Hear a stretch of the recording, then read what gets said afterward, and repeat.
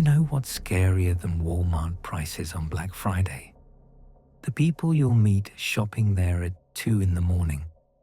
And I'm not talking about your average pajama-wearing, cart full of cheese balls customers. I'm talking about the kind of people who make you question why we ever decided 24-hour shopping was a good idea. Today, we're diving into true Walmart horror stories that'll make you think twice before grabbing those midnight munchies.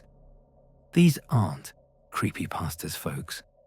These are real encounters from real employees who just wanted to stock some shelves and go home.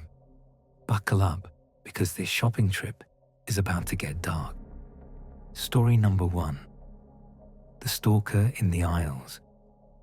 Our first story comes from Samantha, a 20-year-old overnight stock worker at a Walmart in Jackson, Alabama. Now, if you've never worked a graveyard shift at a retail store, let me paint you a picture.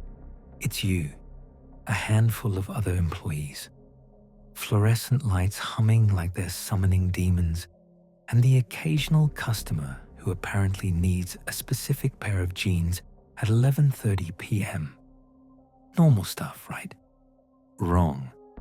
Samantha's helping this customer find pants in a different waist size. Customer service 101.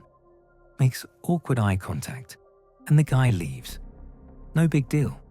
Except he doesn't actually leave. Fast forward to 1 a.m. and Samantha's in the appliances section when she notices someone watching her through the shelves. And guess whose familiar eyes are staring back? Yep, Jean-Guy, still there, 2 hours later, with nothing in his hands. Now, here's where most people would say, maybe he's just a really indecisive shopper. But Samantha knew better. And what happens next in that dairy cooler? Let's just say her instincts were spot on. So Samantha does what any smart person would do. She switches departments, heads to the dairy cooler, figures she'll just avoid this weirdo. But here's the thing about being stalked in a Walmart. There's nowhere to hide when someone's determined to find you. She's organizing milk and yogurt when she hears the cooler door burst open. Through a gap in the boxes, she sees him, the same customer, in an employees-only area. This man really said, workplace boundaries are just suggestions. Samantha hides behind a box of eggs, and for the longest time, there's nothing but the sound of industrial refrigerators. Then she looks up. He's right there, standing over her, smiling, like this is some kind of twisted game of hide and seek. She screams. He tries to cover her mouth. Bad move, buddy. And she pushes an entire box of eggs into him and runs.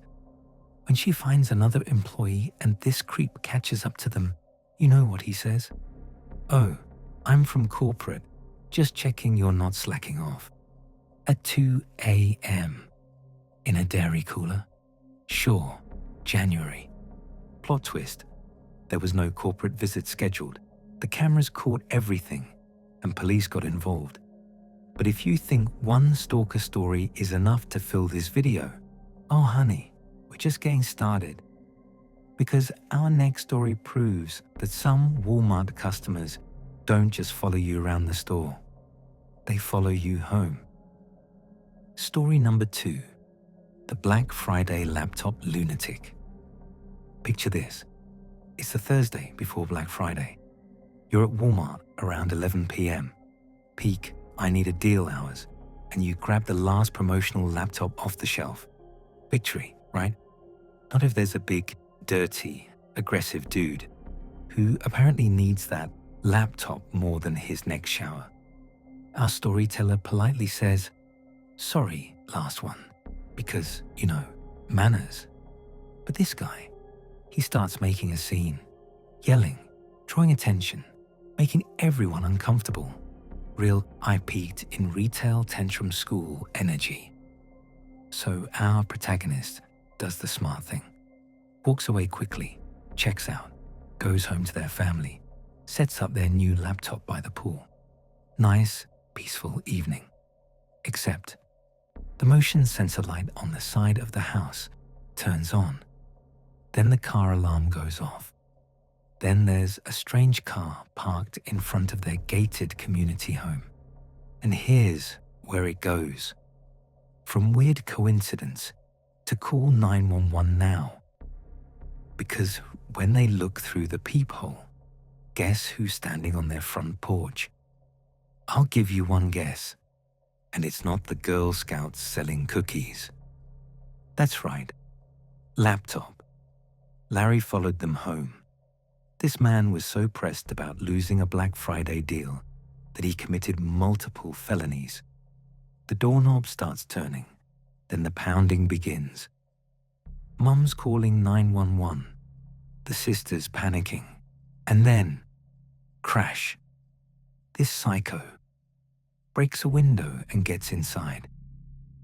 But plot twist, the cops showed up fast, found him hiding behind a couch like a deranged game of hide-and-seek, and arrested him on the spot.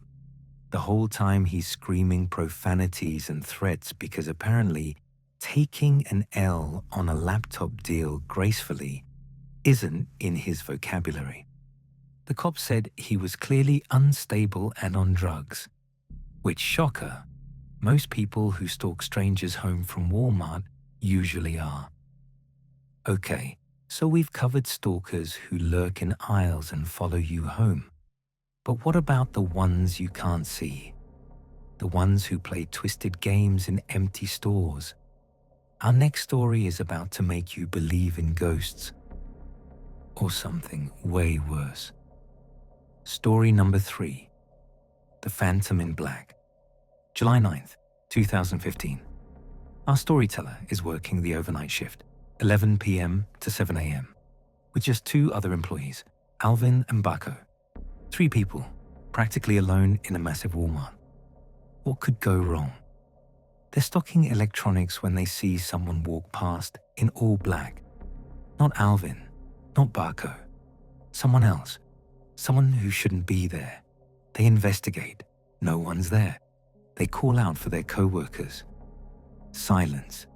Then, crash. A bicycle falls off its hook several aisles away. Not loosely hanging. Firmly hooked. Someone knocked it down on purpose. They're walking through the paper goods aisle when they hear it. A laugh. Freaky. Unsettling. Coming from the next aisle over. They run to look and see a figure in all black at the end of the aisle. Back turned, but head twisted to show half a face. Then it runs, not toward them, away. Like it's playing a game. Now, most people would run out of the store at this point, but our brave, or foolish, protagonist needs to pee. So they head to the employee bathroom. And that's when things go from creepy to absolutely terrifying. They're sitting in a stall. Yes, sitting, no judgment here. When the bathroom door opens and closes, they ask, "Who's that?" No answer. Then that horrific laughing starts again. Someone steps into view through the crack in the stall door, gets closer, covers the crack. An eye peers through, then whispering. Unintelligible, echoing whispering that would make any horror movie director jealous. Smart move. They call their co-worker Alvin, tell him to get to the bathroom now. The figure runs out. Alvin arrives seconds later, but sees no one. Here's where it gets really weird. When the boss checks the security footage the next day, static. All the cameras from that night, static. No one turned them off. No technical issues reported, just static.